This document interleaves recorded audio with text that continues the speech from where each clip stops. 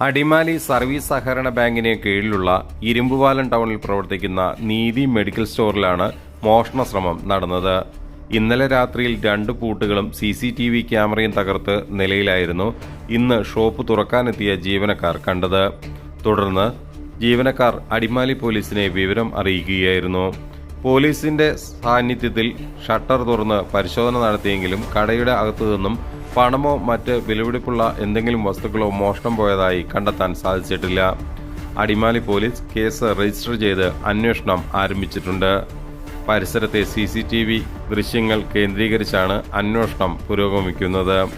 കുറ്റക്കാരെ ഉടൻ പിടികൂടുന്നതിനുള്ള നടപടികൾ ആരംഭിച്ചതായി അടിമാലി സ്റ്റേഷൻ ഹൗസ് ഓഫീസർ അറിയിച്ചു.